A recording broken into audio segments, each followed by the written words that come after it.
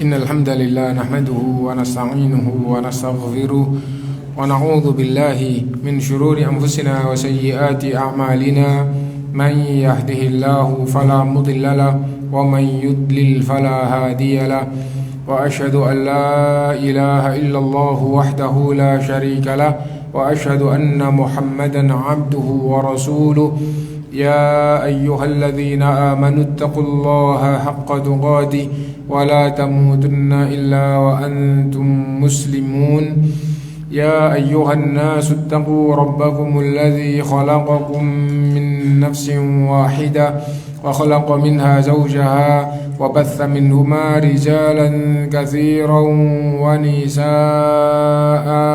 واتقوا الله الذي تساءلون به والأرحام إن الله كان عليكم رقيبا يا أيها الذين آمنوا اتقوا الله وقولوا قولا سديدا يصلح لكم أعمالكم ويغفر لكم ذنوبكم ومن يطع الله ورسوله فقد فاز فوزا عظيما أما بعد فإن أصدق الحديث كتاب الله وخير الهدي هدي محمد صلى الله عليه وسلم وشر الأمور محدثاتها وكل محدثة بدعة وكل بدعة ضلالة وكل ضلالة في النار.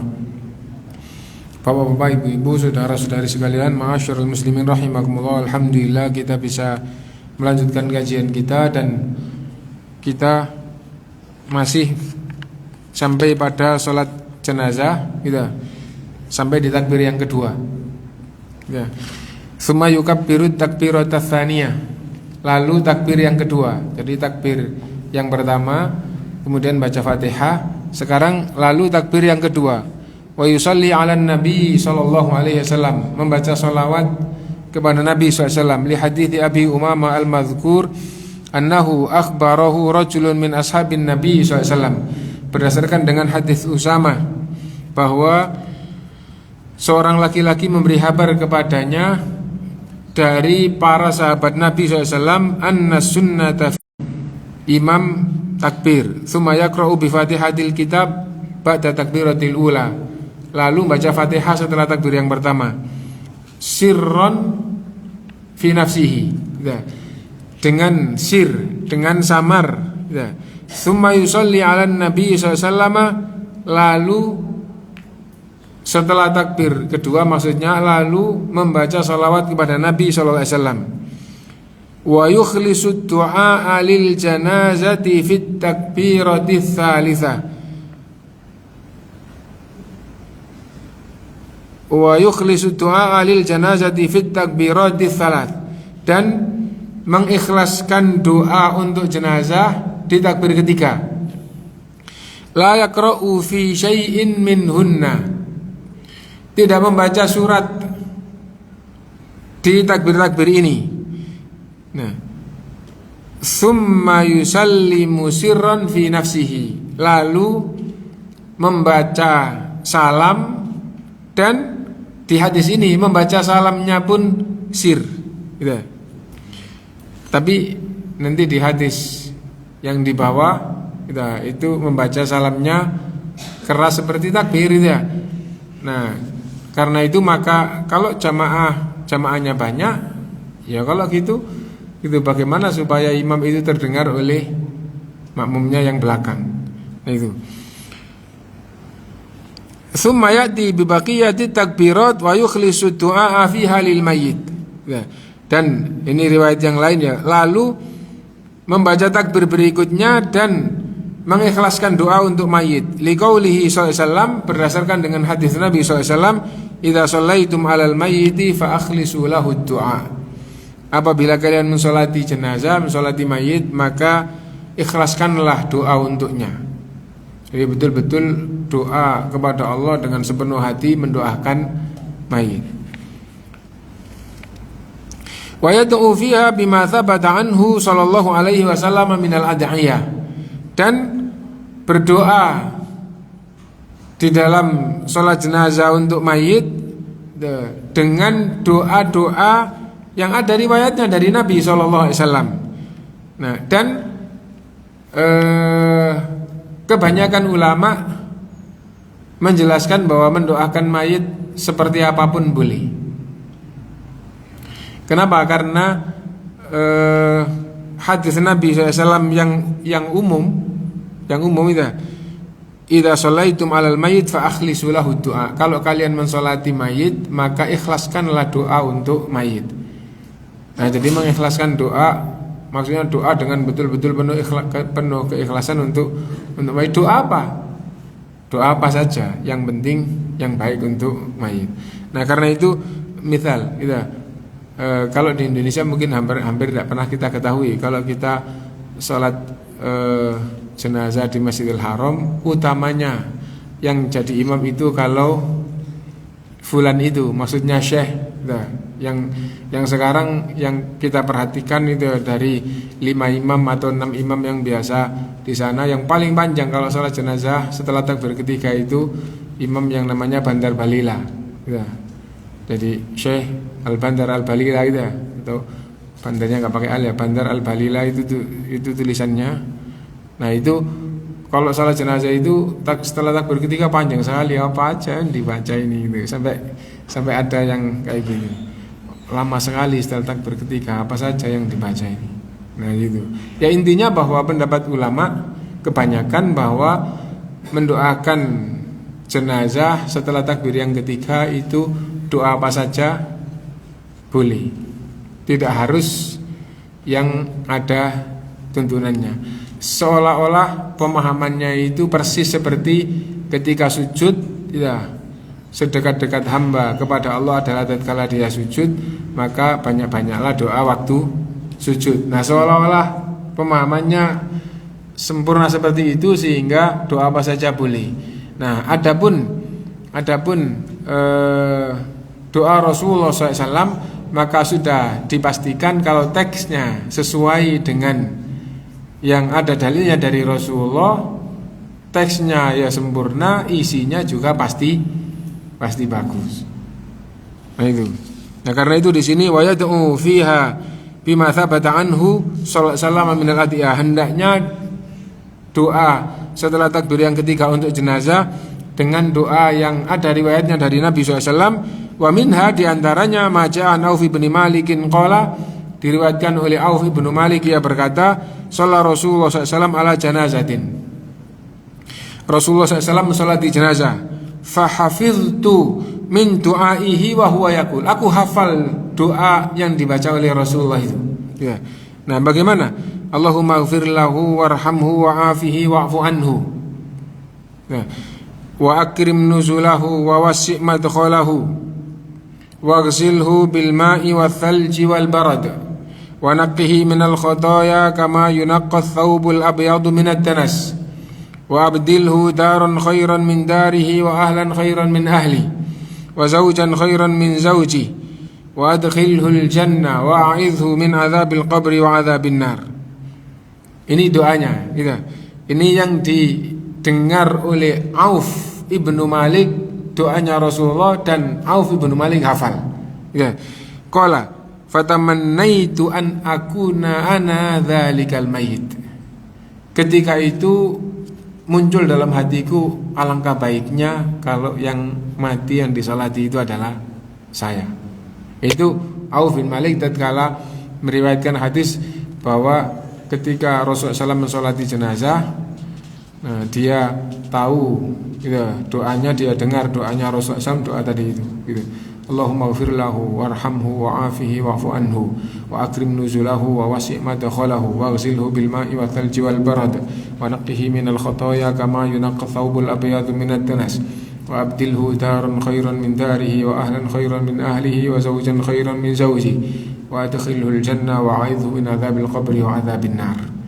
Itu doa yang diriwayatkan oleh Auf bin Malik ini. Dan apa ada doa yang bukan ini? Ada riwayat yang lain. Karena itu kitab ulama yang menyebutkan doa-doa yang ada riwayatnya sahih dari Rasulullah, nah itu apa saja disebutkan riwayat hadisnya sahih Bukhari, sahih apa, nah itu ternyata tidak hanya satu ini. Gitu ya. Allahumma ighfir lahu, artinya ya Allah ampunilah dia, warhamhu, rahmatilah dia, wa'afihi, beri kesejahteraan kepadanya, wa'fu anhu, maafkan kekurangan-kekurangannya, wa akrim nuzulahu, muliakan tempat turunnya, maksudnya kuburnya gitu. Wa wasi' madkhalahu, luaskan tempat masuknya, maksudnya juga kuburnya, luaskan kuburnya. Wa usilhu bil ma'i wa thalji wal barad, mandikanlah ya Allah dengan air, dengan salju dan dengan embun. Wa naqqihi minal khotoya kama yunaqqa thawbul abyadu minad danas, sucikanlah ya Allah bersihkanlah ya Allah dari dosa-dosa sebagaimana Engkau membersihkan kain putih dari kotoran. Wa abdilhu daran khairan min dari, dan gantilah ya Allah rumah yang lebih baik dari rumahnya yang di dunia. Wa ahlan khairan min ahli, gantilah keluarga yang lebih baik dari keluarga yang di dunia. Wa zaujan khairan min zauji, berikan pasangan yang lebih baik daripada pasangan di dunia. Wa adkhilhul jannah, masukkan ke dalam surga ya Allah. Wa a'idhu min adzabil qabri wa adzabin nar, lindungilah dari azab kubur dan azab neraka. Nah itu doanya di sini. Qala, berkata perawi yaitu Auf bin Malik radhiyallahu an, fatamannaitu, maka sungguh aku kepingin an akuna ana dzalikal mayit, seandainya mayit itu adalah aku. Wa du'au baina takbiril akhirati wat taslimi masyru', dan doa antara takbir yang keempat dan salam itu ada tuntunannya. Maksudnya setelah takbir keempat itu ya, doa itu ada tuntunannya. Kenapa? Karena umumnya orang dari dulu itu ada yang doa, ada yang enggak doa. Nah, dan kalau yang doa apa? Bebas mendoakan mayit lagi enggak apa-apa, doa untuk dirinya enggak apa-apa, doa untuk umat enggak apa-apa. Itu takbir keempat, setelah takbir keempat. Nah, jadi itu. Kalau takbir ketiga, tuntunannya adalah mendoakan mayit. Kalau takbir keempat, bebas, doa juga boleh, enggak doa juga enggak apa-apa. Kalau doa apa? Doa bebas. Nah, salah satu riwayat yang umum yang diajarkan di banyak pelajaran di Indonesia adalah Allahumma la tahrimna ajrahu wa la taftinna ba'dahu waghfir lana walahu. Nah, itu yang enggak apa-apa itu. Li hadits Abi Ya'fur, berdasarkan dengan hadis Abu Ya'fur, an Abdullah bin Abi Aufa, dari Abdullah bin Abi Aufa radhiyallahu an qala syahidtuhu wa kabbara ala janazatin arba'an. Gitu. Kata Abu Ya'fur dari Abu Aufa itu radhiyallahu an, itu aku mengetahui dia itu takbir mensolati jenazah 4 kali, summa qama sa'atan yakni yad'u, setelah takbir keempat itu berhenti sesaat, maksudnya berdoa, summa qala gitu atarawni, maksudnya setelah itu terus salam gitu, terus summa qala atarawni kuntu ukabbiru khamsan, apa kalian berpendapat sebaiknya aku tadi itu takbir 5 kali? Qalu la, enggak gitu. Qala inna Rasulullah sallallahu alaihi wasallam yukabbiru arba'an, sesungguhnya ketika Rasulullah SAW mensolati jenazah hanya takbir 4 kali. Nah itu kenapa? Karena sebagaimana riwayat yang lalu kita baca, ada yang Ali radhiyallahu an mensolati ahli Badr takbir 5 kali. Kalau nanti dia di samping ahli Badr juga apa misalnya mensolati jenazahnya takbir 6 kali sampai 7 kali. Nah itu ya. Nah jadi itu. Jadi dan dia khulafaur rasyidin, dan Rasulullah bersabda, alaikum bisunnati wa sunnatil khulafair rasyidin al mahdiyyin, kalian harus berpegang teguh dengan tuntunanku dan tuntunan khulafaur rasyidin. Ya. Nah, dan difahami oleh semua ulama bahwa tuntunan khulafaur rasyidin berdasarkan dengan ucapan mereka adalah mengikuti ajaran dari Rasulullah sallallahu alaihi wasallam. Dan para sahabat yang lain tidak ada yang mengingkari, padahal di zaman hidupnya Khalifah Ali radhiyallahu anhu sampai meninggal, para sahabat itu sangat banyak tokoh-tokoh yang dekat dengan Khalifah Ali radhiyallahu anhu. Nah itu.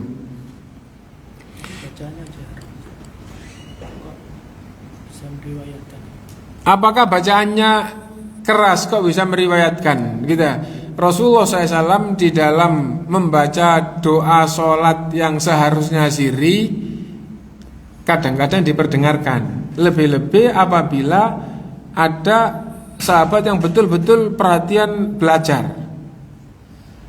Dan kekuatan hafalan di zaman itu luar biasa. Ada yang sekali dengar langsung hafal padahal itu panjang. Nah jadi itu, karena itu kadang-kadang Rasulullah SAW meskipun sholat wajib, kadang-kadang bacaan itu dikeraskan. Nah jadi kayak gitu. Ibnu Abbas radhiyallahu anhu sahabat mensolati jenazah dari awal sampai akhir, ya takbirnya, ya bacaannya, Fatihah, ya itu keras. Setelah selesai langsung menghadap kepada mereka, tahukah kalian mengapa aku membaca dengan keras? Gitu. Karena banyak orang-orang yang baru supaya faham bahwa tuntunan sholat jenazah itu seperti ini. Nah jadi kayak gitu. Lalu pembahasan dasar. Misal sholat zuhur, bacaan Fatihah dan suratnya disunnahkan sirri. Ya, bahasanya apa? Wajib sirri tadi disunnahkan. Maghrib, isya, subuh, baca Fatihah, baca surat disunnahkan jahar. Jahar itu sunnah atau wajib? Sunnah. Karena itu seandainya jadi imam, tapi sirri saja, Allahu Akbar, sah salatnya. Kenapa? Karena yang ditinggal itu adalah sunnah. Nah, dan itu banyak gimana? Banyak khususnya apabila ada yang masbuk, ya, udah gitu sholat subuh dapatnya hanya tahiyat, kurang 2 rakaat. Maksudnya dia ikut imam tapi belum sampai dapat 1. Setelah dia imamnya salam, dia berdiri, ada yang ikut jadi makmum. Ternyata diam saja. Kalau diam saja makmumnya yang baca sendiri Fatihah dan seterusnya, itu sah. Loh dia jadi imam kok siri? Kan sudah jelas-jelas jadi imam. Terus takbirnya keras, Allahu Akbar, tapi waktu baca Fatihah sama baca surat siri, sah salatnya. Kenapa? Karena mengeraskan bacaan itu adalah sunnah. Tapi kalau jadi imam umum, maksudnya imam umum ya imam yang kayak kita salat maghrib tadi gitu ya, terus syiarnya itu meninggalkan sunnah. Ini kan sunnah, jadi nggak saya lakukan sengaja, nggak apa-apa. Maksudnya orangnya kok, loh memang orangnya senangnya meninggalkan sunnah. Kalau gitu yang akan datang jangan diangkat sebagai imam orang yang kebiasaannya meninggalkan sunnah. Kenapa? Karena kita diperintah untuk berpegang teguh mengikuti sunnah. Sunnah maksudnya tuntunan gitu. Nah,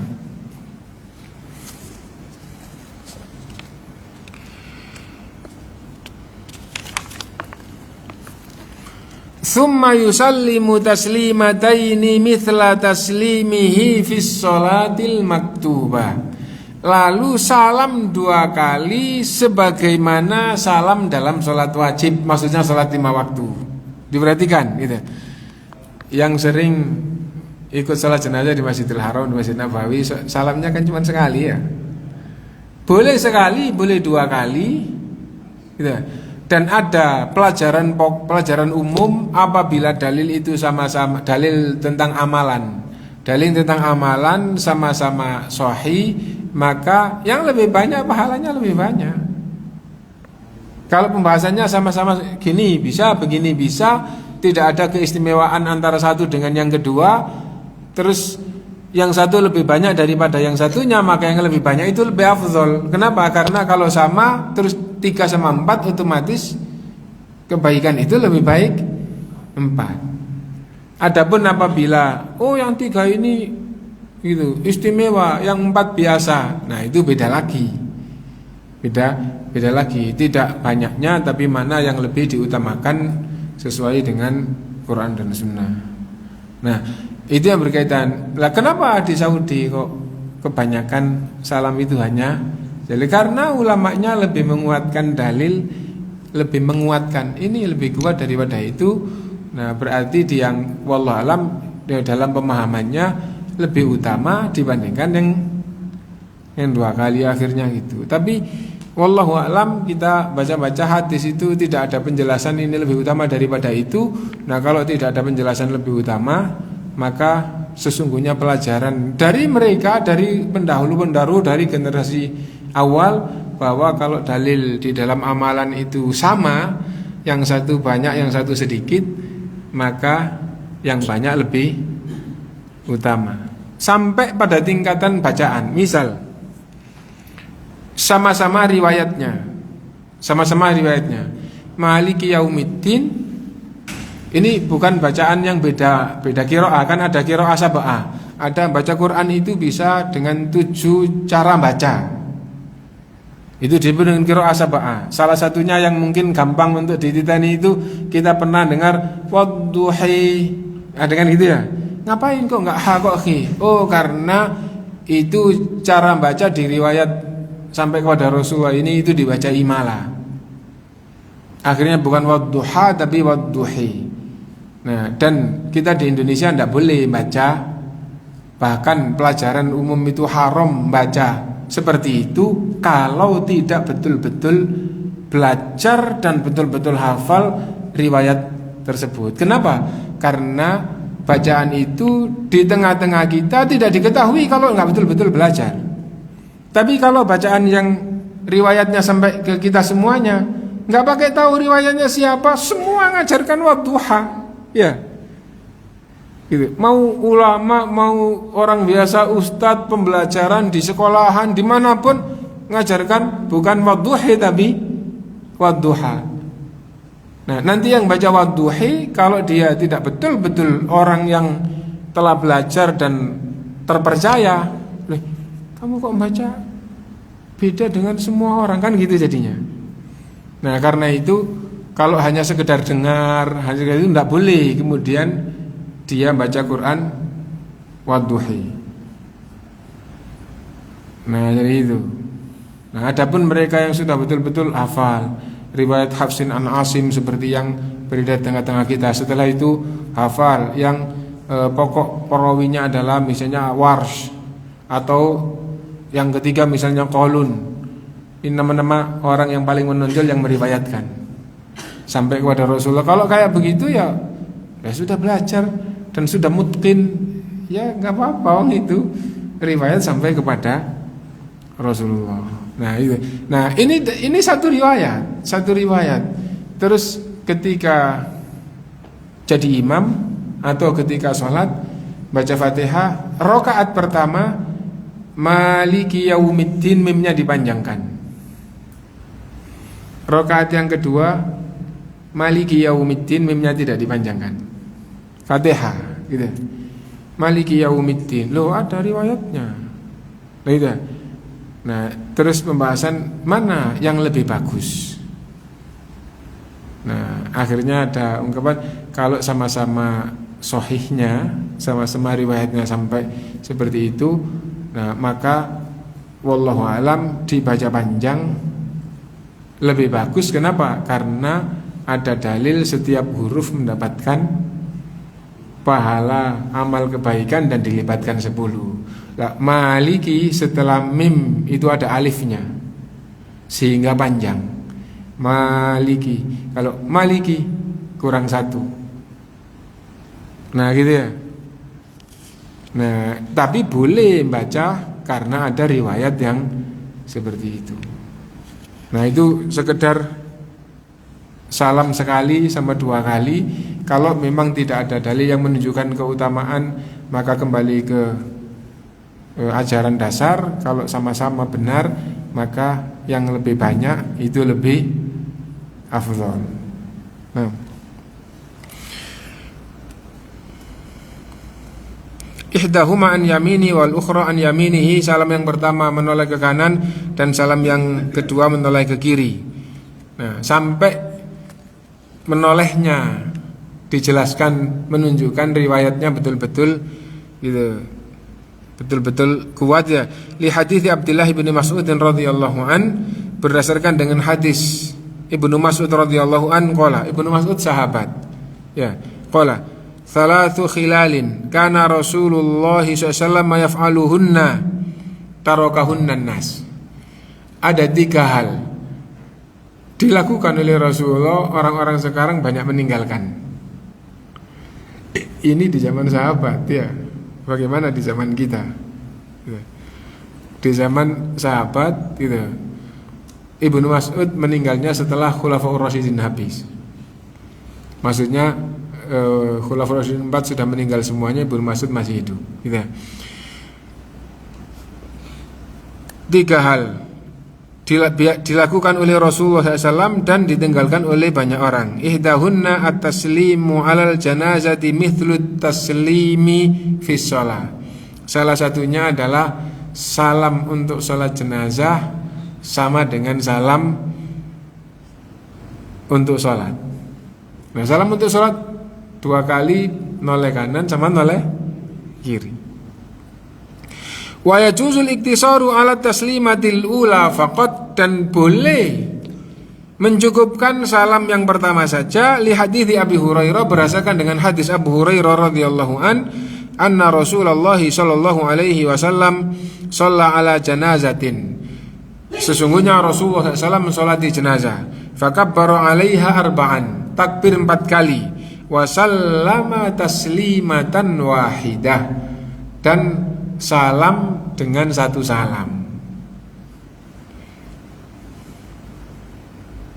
Nah, itu yang berkaitan dengan sholat jenazah. Kemudian berkaitan dengan waktu sholat jenazah. Wala tajuzus sholatu 'alal janazati fil awqati allati tuharrimu sholatu fiha illa li darurah. Tidak boleh mensolati jenazah di waktu dilarang melakukan sholat kecuali terpaksa. Nah, kapan dilarang melakukan sholat? Pas matahari terbit, pas matahari di tengah-tengah, dan pas matahari tenggelam. Nah, itu pas matahari terbit gitu. Nah, dan di antara kita katakan ustadz, tapi keustadannya itu sangat tinggi, tapi orang-orang tidak menyebutnya ulama gitu ya. Nah, Ahlus Sunnah, nah itu mengatakan pas matahari terbit atau tenggelam itu kurang lebih 5 menit. Ya, 5 menit gitu. Itu pas terbitnya atau tenggelamnya. Yang kita tangkap adalah terbit itu kan tidak langsung, nggak kelihatan ujuk-ujuk sempurna kan, tidak gitu. Yang kita perhatikan kan kelihatan sedikit, tambah besar separuh, terus akhirnya hampir penuh, terus penuh lah. Maksudnya wallahu alam, mulai keluar sedikit sampai penuh itu sekitar 5 menit. Begitu juga ketika kita di laut melihat matahari tenggelam, kalau lagi terang kita terus tidak terlalu silau gitu ya. Nah, itu tenggelam itu juga kelihatan sedikit-sedikit, nanti akhirnya tinggal separuh, terus akhirnya tinggal sedikit, terus akhirnya betul-betul hilang. Nah, wallahu alam mungkin maksudnya seperti itu.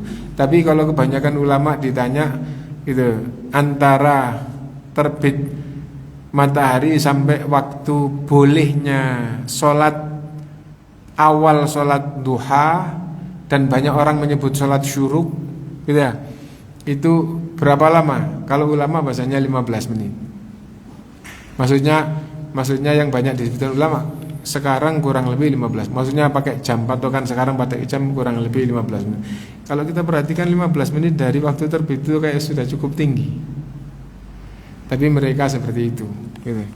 Karena itu 10 menit insya Allah sudah lumayan gitu ya.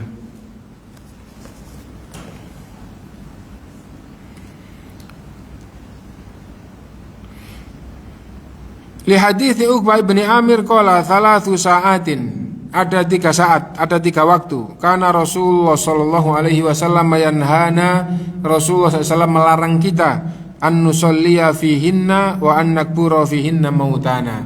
Rasulullah SAW melarang kita untuk sholat dan untuk mengubur jenazah. Hina tatlu asyamsu bazighatan hatta tartafi'a, ketika matahari pas terbit sampai agak terangkat. Wa hina yaqumu qa'imudz dhahira, dan tatkala matahari betul-betul di tengah, hatta tamila syamsu, sampai agak condong. wa hina tadayyafa syamsu lil ghurub hatta taghrub, dan ketika mulai tenggelam sampai betul-betul tenggelam. Nah, di sini salat apa tidak disebut, karena itu kalau tidak ada dalil khusus maka masuk dalam bab umum semua yang disebut salat. Tidak boleh waktu matahari terbit, waktu matahari di tengah, waktu matahari tenggelam, termasuk salat jenazah. Nah, apabila ada dalil khusus maka dalil khusus itu dilakukan dulu, setelah itu yang umum pakai dalil umum.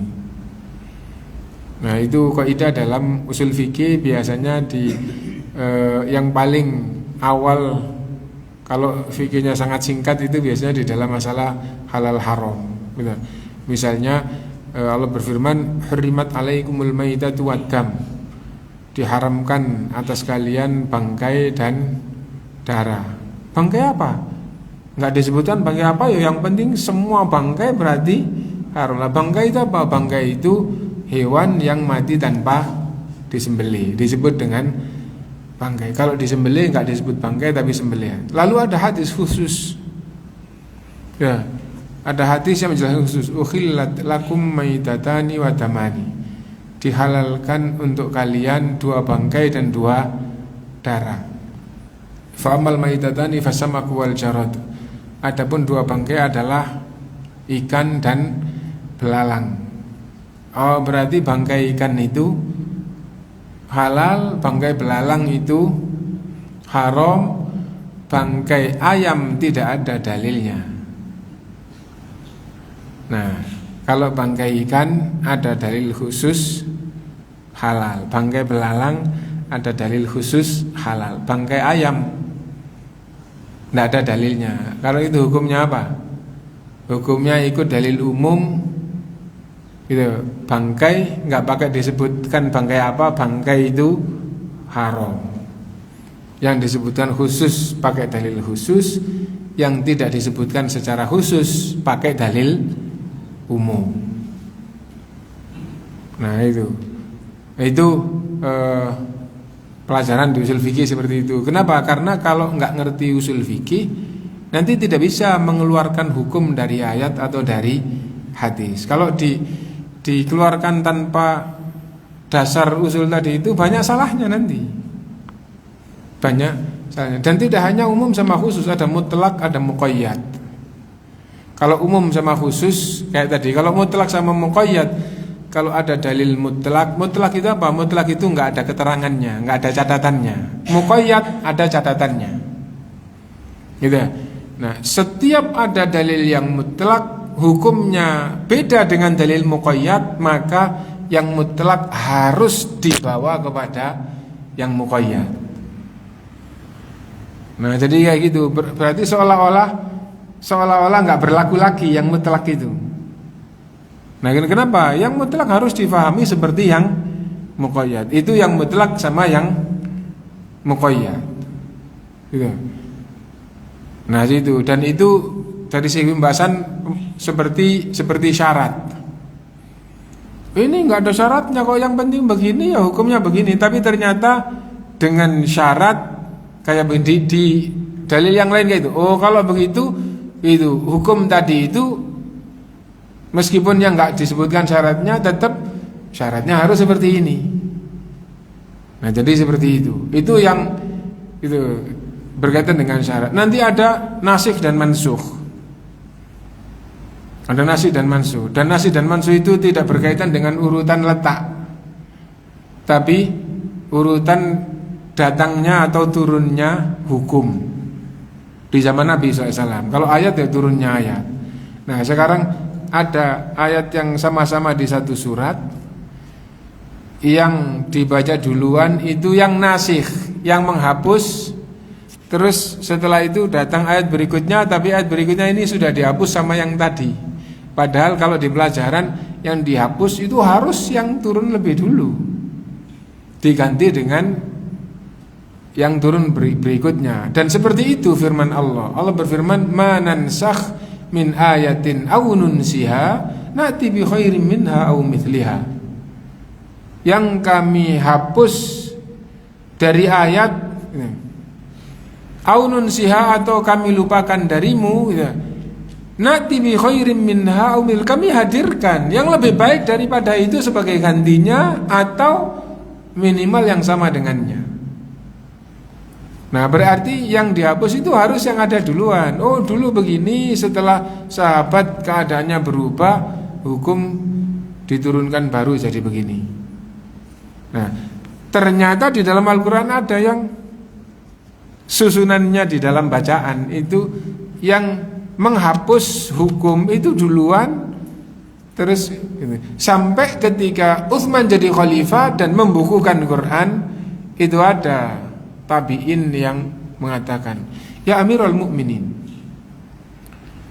pelajarannya sudah nyata di semuanya bahwa ayat ini dihapus oleh yang ini. Yang ini menghapuskan ayat yang ini. Kenapa kok Anda letakkan di sini? Maksudnya yang nyusun jadi satu buku yang asalnya berserakan itu kan Khalifah Utsman. Kan itu ya? Ya benami, wahai anak pamanku, la ughayyiru syai'an min makani. Aku tidak merubah sedikit pun dari tempatnya. Dan itu sudah disetujui oleh semua pembesar sahabat. Jadi gitu. Dan bukti yang paling gampang bagi kita, yang turun dulu tidak harus di depan. Ayat yang pertama kali turun surat apa? Surat Al-Alaq ya, tidak di depan tempatnya. Nah jadi urutan di dalam Quran yang dibaca itu bukan urutan yang diturunkan kepada Rasulullah. Dan itu Rasulullah SAW dengan petunjuk Jibril alaihissalam yang nyusun seperti ini. Nah itu jadi Iqra bismi rabbikal ladzi khalaq khalaqal insana sampai 5 ayat turun berikutnya bukan dilanjutkan tadi itu, tapi ternyata surat lain, ya ayyuhal muddatsir. Setelah itu turun lain juga bukan terusnya ini, bukan terusnya itu, ternyata ayat lain. Dan itu Rasulullah SAW dengan petunjuk Jibril dari Allah Subhanahu wa ta'ala. Nah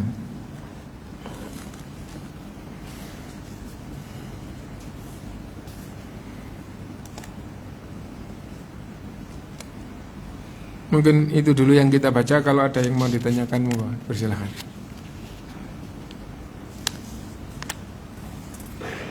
Nggih.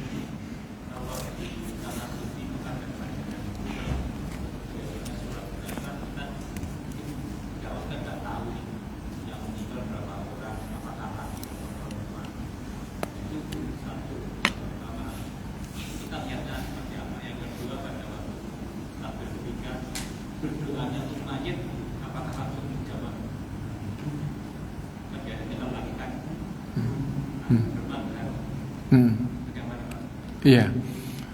Komando sebelum sholat di Indonesia, orang-orang yang atau masjid yang masih ada komandoan biasanya disebut bilalan gitu ya.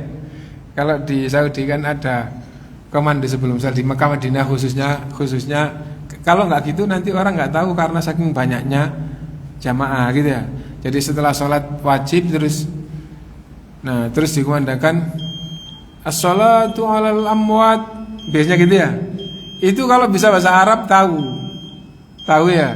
Kalau mayitnya satu laki-laki, as-sholatu 'alal mayyiti rahim yarhamukumullah, biasanya gitu. Nah itu supaya orang-orang itu siap-siap karena sebentar lagi sholat jenazah. Kalau mayitnya satu, bahasa Arabnya begini. Kalau mayitnya satu perempuan, bahasa Arabnya begini. Kalau mayitnya anak-anak begini. Adapun apabila mayitnya banyak, langsung pakai bahasa bentuk jamak. Laki perempuan, yang penting jamak gitu saja. Itu as-sholatu 'alal amwat, akhirnya begitu. Mau mensolati mayit-mayit banyak. Nah, mulai 3 itu sudah banyak. Dan salah satu pembahasan jamak itu mulai 2 di dalam bahasa Arab ini. Jamak bahasa Arab itu mulai 2 apa mulai 3? Yang umum di dalam pelajaran bahasa Arab dasar itu mulai 3, tapi pelajaran di dalam bahasa Arab jamak itu bisa mulai 2. Kalau bahasa Inggris kan 2 itu sudah bentuk jamak, ya. Nah, tapi kalau bahasa Indonesia tidak ada bentuk jamak kan, ya. Bahasa Indonesia itu kalau jamak itu katanya ditambah, diulang. Jadi orang, gitu, saya lihat orang, kalau banyak saya lihat orang-orang. Kan itu ya. Kalau bahasa Indonesia bentuk jamak itu kayak apa? Mereka itu kata ganti, yang langsung bukan kata ganti gitu ya. Enggak ada, cuman katanya diulang itu jadi jamak gitu. Orang jadi orang-orang gitu. Atau dikasih kata tambahan yang menunjukkan banyak. Saya melihat banyak orang. Gitu. Nah, atau misalnya kaum muslimin. Nah, jadi itu. Nah, para remaja. Nah, yang menunjukkan makna banyak itu para tadi itu. Nah, jadi itu. Nah, kembali gitu ya. Jadi komando tadi itu memberitahu mayitnya 1 atau banyak, terus anak-anak selalu dibedakan karena doanya beda. Karena itu kalau misalnya mayitnya banyak ada anaknya 1 ya anaknya bentuk mufrad, gitu. Anaknya banyak ya anaknya bentuk jamak. Jadi as-salatu 'alal amwati wal atfali yarhamukumullah. Jadi gitu. Kita mau mensolati banyak jenazah dan juga banyak anak. Banyak jenazah maksudnya jenazah dewasa dan banyak. Kenapa kok anak selalu dibedakan di dalam komando itu? Karena ada doa. Karena doa untuk yang dewasa dengan yang anak beda. Kalau jenazah itu anak-anak, doa setelah takbir ketiga itu yang lebih utama untuk kedua orang tua mereka. Jangan gitu. Nah, doa yang untuk anak itu sedikit dan kadang tidak dibaca. Maksudnya di dalam pelajaran gitu ya. Jadi setelah takbir ketiga doanya apa? Mendoakan orang tuanya. Apa boleh mendoakan anaknya? Boleh, tapi itu dorongan mendoakan setelah takbir ketiga kalau jenazahnya itu anak-anak, dorongan yang lebih kuat adalah mendoakan orang tuanya. Gitu. Nah, dan boleh juga ditambah dengan mendoakan anaknya. Dan doa anaknya itu ya Allah angkatlah dudukkanlah dia di derajat yang tinggi dan jadikan dia termasuk orang-orang yang ditanggung oleh Ibrahim. Itu salah satu doa yang untuk anak. Nah, yang lebih ditekankan mendoakan kedua orang tuanya. Allahumma ja'alhu faratan liwalidayhi gitu wa dzukran wa syafi'an mujaba. Allahumma tsaqil bihi mawazinahuma gitu. Ya Allah, jadikanlah anak ini sebagai simpanan kedua orang tuanya. Jadikan sebagai pemberi syafaat kepada orang tuanya gitu. Tsaqil bihi mawazinahuma, beratkan timbangan amal kedua orang tuanya dengan anak ini. Nah, jadi mendoakan orang tuanya terus gitu. Nah, jadi gitu. Nah, lah kalau kita nggak paham bahasa Arab terus nggak tahu komando itu, yang penting kita ikut sholat jenazah gitu saja sah. Terus doanya bagaimana? Doanya Allahumma ighfir lahu warhamhu wa'afihi wa'fu anhu, atau dijamakkan Allahumma ighfir lahum warhamhum, itu enggak apa-apa. Gitu. Jadi, sholat jenazah. Jenazahnya siapa? Nah, kita nggak tahu gitu ya. 1 atau banyak, laki atau perempuan nggak tahu gitu. Ya, yang umum yang dipakai setelah takbir ketiga Allahumma ighfir lahu warhamhu wa'afihi wa'fu anhu dan seterusnya tadi. Ya, ada lagi yang lain? Kalau takbir ketiga itu kita bacanya pakai bahasa Indonesia untuk mendoakan boleh. Apabila tidak bisa, tidak hafal, apa boleh doa bahasa Indonesia? Jawabannya boleh. Boleh itu. Ya Allah, ampunilah dia. Ya Allah, rahmatilah dia. Gitu. Dan semua yang pokok masalahnya itu adalah doa, lebih penting maknanya daripada teksnya. Diperhatikan ya. Misalnya begini, salat jenazah Allahu Akbar, Allahu Akbar, Allahu Akbar, Allahu Akbar. Nah, takbir yang pertama baca Fatihah, takbir yang kedua baca salawat, takbir yang ketiga nggak tahu doanya, takbir yang nggak tahu doanya, sah apa enggak sah? Jawabannya sah. Gitu. Kenapa? Karena bacaan salat jenazah setelah takbir ketiga dan keempat itu semua ulama mengatakan sunnah, tidak membatalkan sholat kalau nggak doa. Gitu. Nah, berarti yang lebih pokok itu adalah doanya, bukan bacaannya. Bukan bacaannya. Tapi kalau takbirnya itu rukun, nggak pakai Allahu Akbar, langsung Fatihah, setelah Fatihah sholawat, nggak pakai takbir, nggak sah. Kenapa? Karena rukun. Nah, berarti yang lebih pokok itu bacaannya. Bacaannya nggak boleh diganti. Kenapa? Itu justru rukun yang kalau nggak terpenuhi nggak sah. Kan di bab sholat kan ada bagian yang rukun, ada yang wajib, ada yang sunnah kan gitu ya. Lah doa itu sunnah. Nah, karena itu lebih penting maknanya yang diutarakan di dalam doa daripada teksnya. Kalau teksnya itu dari Rasulullah itu pasti sempurna, pasti sempurna gitu. Nah, karena itu ya teksnya kalau bisa dan maknanya itu jangan sampai tidak tahu. Kalau kita berdoa, meskipun kita sedang misalnya doa yang paling puncak itu doa di Arafah bagi orang yang sedang wukuf di Arafah. Bawa buku doa. Pertama, kedua terus urut, terus dibaca. Pak, tadi minta apa? Nggak minta apa-apa. Tadi itu baca doa.